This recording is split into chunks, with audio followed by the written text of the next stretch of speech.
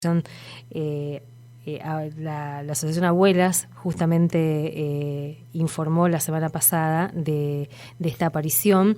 El nieto 133, que es hijo de Cristina Navajas y Julio Santucho. Y decíamos hoy en la apertura del programa, el nieto 133 es un integrante de la familia Santucho, de esta familia que fue brutalmente perseguida por la dictadura cívico-militar del 76 y antes, inclusive, por lo que significó la militancia de esta familia dentro del PRT y del ERP. Está en línea y agradecemos la posibilidad de charlar un ratito Marcela Santucho, que es hija de Ana María Villarreal y Mario Roberto Santucho, de Roby Santucho.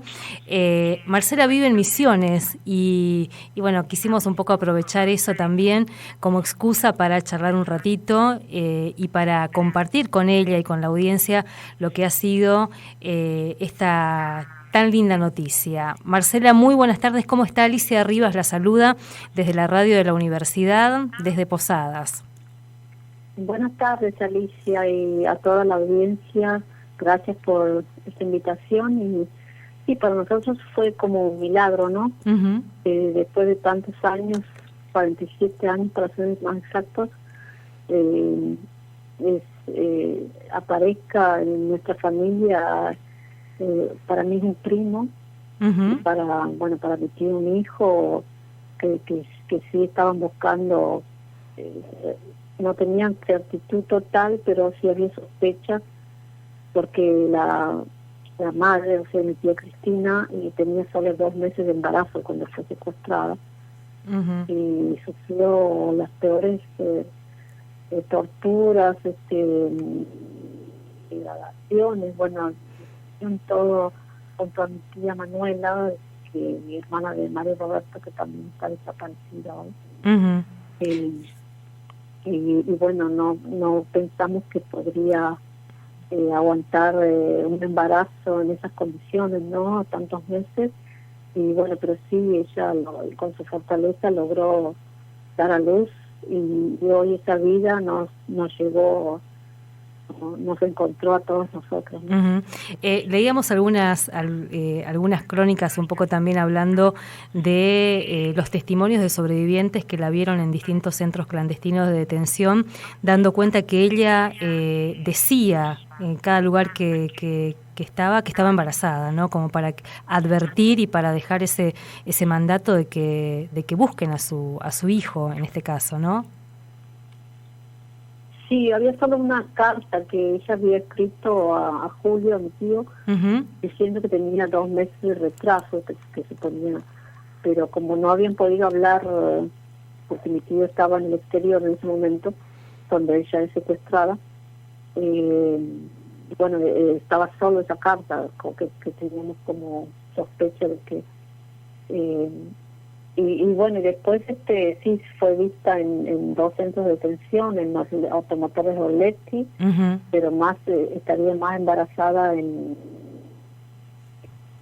Pozo de Banfield, uh-huh, que fue la última vez que fue vista, junto a mi tía Manuela. Y no teníamos ninguna certeza en realidad de que pudiera haber seguido su embarazo, o de que hubiera nacido, no sabíamos nada, ¿no? Uh-huh. Marcela, usted decía 47 años después, casi un milagro. Recuerdo también el año pasado en Trelew, cuando hablábamos, a mí me tocó hablar con su hermana, con Ana, en Trelew, pero viendo ahí a los hijos de, muchas de las víctimas de esa masacre, pero también víctimas después de lo que fue la dictadura cívico-militar, reivindicando estas búsquedas, ¿no? Lo que falta aún, y si hablamos de hijos e hijas apropiadas, lo que falta aún, ¿no? Y lo impresionante que es esta convicción de seguir buscando, no solamente justicia, sino buscando a los que faltan. Exactamente, sí, hay casos muy tristes. Hay un caso de un nieto recuperado que era como mellizo de su hermana, pero que la hermana no había sido apropiada, había sido educada con sus abuelos, con su familia, y ella había tenido una esta por todo esto que vio, ¿no? Que sus padres son desaparecidos, su hermano estaba apropiado y lo buscaba, pero ella se llegó a suicidar antes de que fuese encontrado. O sea que él fue encontrado y ella ya se había suicidado por toda esta depresión vivida. Sí, faltan muchos todavía, sí. Marcela, pasaron, decía usted también, 47 años y estamos recordando ahora 40 años de democracia. ¿Cómo podría contarnos un poco lo que es la historia de la familia Santucho y ese legado de militancia que, por lo que sabemos, usted está reconstruyendo un poco en estos años? Sí, yo escribí 2 libros sobre la lucha de mis padres y bueno, tengo muchas entrevistas que hice también que quiero publicar, a compañeros que estuvieron en la militancia con mis padres, que los conocieron, y bueno, es muy importante, me parece, la difusión, porque nosotros los grandes medios tratan de esconder toda esta historia o la difaman, y no, por supuesto que no se da a conocer en medios conocidos. Inclusive C5N puedo decir que cortó la noticia cuando escucharon de 15 que se trataba de nuestra familia, de 33, porque yo estaba mirando ese canal y cortaron otras noticias. Sí. Tuve que ver en otro canal, estamos en página 12 en YouTube, lo pude ver. Y bueno, por eso yo trato desde nuestra familia, con fotos, con cartas de mis padres, con relatos de personas allegadas, trato de contar todo lo que pueda, ¿no? Para terminar con todo este desconocimiento y inclusive bueno, que tratan de tapar, ¿no? De ni siquiera hablar de mi padre. Y bueno, es una tarea ardua, interminable. Y decíamos, usted es antropóloga, y yo le preguntaba fuera de aire cómo es que decide llegar a y radicarse aquí en nuestra provincia, en Puerto Iguazú. Bueno, sí, también por mis estudios, estudié mucho la civilización inca, que llegó hasta Santiago del Estero, hasta nuestra ciudad natal y la familia.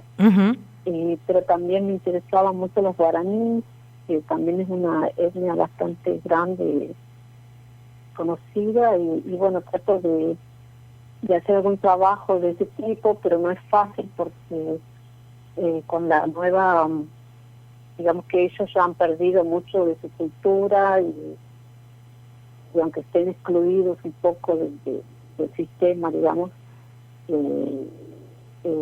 que están como en el medio, ¿no? Porque ellos quieren estar más con la civilización actual y tampoco llegan a estarlo porque los lugares no son afectados tampoco. Y Marcela, ¿usted tiene auriculares puestos o está hablando con... La perdemos por ahí no. en la conversación. Perdón. Se nos pierde un poquito. Bueno, voy a tratar de acercarme a la fuente. Dale. No, entonces te decía de que sí, que ellos, que no pude hacer gran trabajo con los guaraníes porque muchos han perdido ya las costumbres que me interesaba conocer más. Bueno, yo tenía un ropero comunitario y llevaba más bien a ellos porque veía que los más necesitados, por lo menos aquí en la provincia de Misiones, eran los veía descalzos o mal vestidos, etcétera. Entonces le llevé prácticamente a ellos toda la ropa que conseguía del ropero. Y bueno, sí, mi padre fue indigenista, empezó el indigenismo en Santiago del Estero, en Tucumán, donde se recibió con los campesinos, con los hacheros y los zafreros de la caña de azúcar, los ingenios azucareros, que había muchos ahí en Tucumán, muy explotados, y ahí él empezó su militancia, que después fue a Córdoba y más adelante a Buenos Aires, donde ya entró más en el marxismo en sí, que más que en el indigenismo, en el marxismo, pero digamos que él siempre tuvo una raíz, ¿no?, de cultural sobre la conquista y sobre los pueblos originarios y cómo siguen quitándoles sus tierras. Y bueno, es una problemática que también nos interesa mucho y y es muy actual. Tratamos de, sí, con lo que está pasando en Jujuy, Marcela, y usted nos decía, está recuperando escritos, está recuperando tal vez también la producción más teórica, si se quiere, de su padre, ¿no?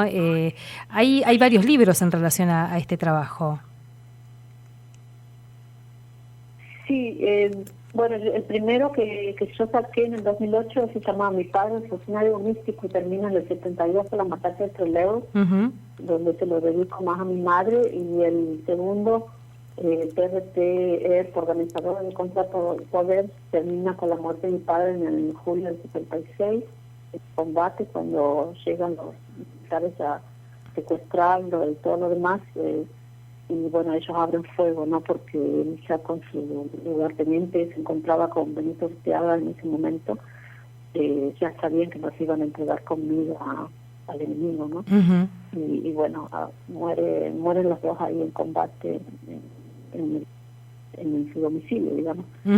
Y bueno, ahí termino ahí, pero quiero, como decía, publicar otro libro de entrevistas que son muy interesantes sobre la lucha en el monte de Tucumán, que fue el PRT que tuvo su compañía de monte, que estaban ahí, y que bueno, que fue muy reprimida por el gobierno de Bush, y bueno, toda la represión enorme que hubo en el norte de la Argentina, ¿no?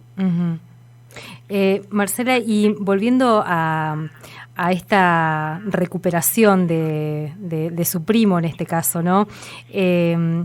¿Cómo vivieron ustedes la búsqueda de este niño en su momento, después de este joven que hoy tendría 46 años tendría, ¿no? ¿Cómo vivió la familia toda esta búsqueda? Y bueno, sus hermanos, Miguel sobre todo, militó mucho en abuelas, también su abuela, la madre de Cristina, que tampoco tenía tanta certeza de que haya nacido, también era una gran militante de abuelas, ya ella falleció hace varios años. Y Miguel siguió su trabajo ahí con abuelas. Y bueno, ellos sí estaban muy preocupados, y era para él un objetivo principal, digamos, todos estos años, pero bueno, no era nada fácil buscarlo, ¿no? En una aguja en un pajar prácticamente, y por suerte el primo tenía ya sospechas de sus padres biológicos, o sea, sabía que no eran sus padres. Bueno, él mismo fue a hacerse el análisis de sangre, que fue comparado con el banco de abuelas, y dio positivo. Este nieto que también los buscó, digamos, ¿no? Que buscó su identidad de esta forma. Marcela, y en el caso de ustedes, cuando se produce el secuestro de Cristina, de Manuela, ustedes estaban en la Embajada de Cuba, siendo niños, ¿no? Sí, nosotros también fuimos secuestradas en el diciembre del 75, antes del golpe, pero nos querían canjear por mi padre, y como él, en los detectivos no accedieron, nos soltaron un poco como para esperar de que nos vengan a buscar, ¿no? Y así llegar a mi padre.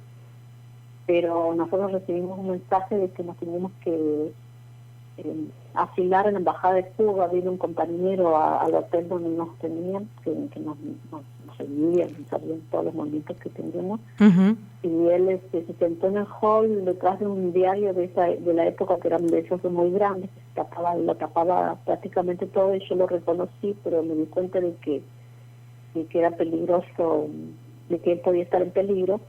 Entonces solo me paré a su lado y él dijo: váyanse a la Embajada de Cuba. Ujú. Entonces yo fui a la habitación de mi tía a avisarle a mis primos, y cuando volvimos todas ya él no estaba. Y al día siguiente vinieron a acompañarnos a la embajada, una compañera, y bueno, no pudimos asilar. Ujú. Pero ¿Cuántos años no tuvieron tenía usted en ese momento? 13, 13. pero nos tuvieron un año en esa embajada, porque Videla, después del golpe de Estado, no, incluso después de la muerte de nuestro padre, el año después que estábamos ya 6 meses en la embajada, no nos daba la salida, salvoconductos necesarios, y pudimos salir recién en diciembre del 76. Ujú. O sea, esto que venimos diciendo, ¿no? El ensañamiento y la crueldad que tuvo la dictadura cívico-militar, que lo vemos en muchas familias, pero bueno, en el caso de ustedes con mucha más crueldad, ¿no? La cantidad, escuchábamos en la conferencia de prensa la cantidad de entre muertos y desaparecidos que tiene la familia, que es muy impresionante. Sí, mi abuela, que pudo refugiarse en Suiza más tarde, bueno, ella fue a la ONU, fue a quejarse, fue a hacer denuncias por todo lo que podía, habló con el Papa Pablo VI, que estaba en esa época en Roma, en el Vaticano, que hizo todo lo que pudo por su hija, porque había escuchado que la habían visto a ella y a Cristina en Torre de Ángel. Uh-huh. Pero bueno, no pudo, solo podía denunciar la dictadura que había en Argentina, las desapariciones, y ella perdió 5 hijos, mis abuelos. Uh-huh. De los 10 que tuvo mi abuelo, perdió, o sea, la mitad. También hay 2 primas jóvenes que estaban con mi padre en RT, que también están desaparecidas, que tendrían 25 años más o menos. Uh-huh. Y bueno, presos, exiliados, que son muchos, ¿no?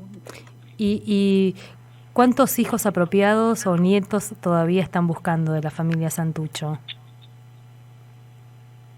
La verdad que se pensó en un momento de que Elena Delfino, la compañera de mi padre, cuando estaba ella ahí también en su departamento, que fue secuestrada, llevada a Campo de Mayo, pero no hay muchas versiones, porque yo estuve averiguando y hablé con personas que estaban vivían en ese edificio donde muere mi padre, y me pudieron decir de que ellos los conocían, los veían, pero que no veían que Liliana Delfino estuviera embarazada. La que sí estaba embarazada era la compañera de Gringo Mena, que también se encontró a su hijo hace no mucho.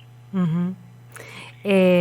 Marcela, bueno, queremos agradecerle este tiempo aquí en la radio de la universidad. Ojalá podamos presentar aquí en Posadas parte de los libros o del material que está recopilando. Esto que decía un poco, ¿no? Para conocer la historia que está entre silenciada y en muchos casos contado con un sesgo también deslegitimador, estigmatizante, que estaría más que interesante que podamos compartir ese material. Por supuesto, sí, con mucho gusto me gustaría presentarlo en Posadas cuando bien se pueda, así que les estaré avisando ahora que estamos en contacto y sí, sería bueno. Marcela, muchas gracias. Muchas gracias a ustedes. Y para cerrar estaría bueno que siga invitando también, recién hablábamos con gente vinculada a la CONADI también, y esto que nos dicen, ¿no? Cada vez que recuperamos un nieto es una oportunidad para seguir convocando a que se acerquen a abuelas si tienen alguna duda, si tienen algún dato también, ¿no? Claro, porque es un periodo muy largo el de la dictadura, del 76 hasta el 83, y bueno, yo pienso que en todos esos años hubo seguramente apropiaciones de bebés, así que yo pienso que todas las personas que tengan cualquier tipo de duda deberían hacerse, irse a abuelas. Marcela, muchas gracias. De nada. Un abrazo. Un abrazo, hasta luego.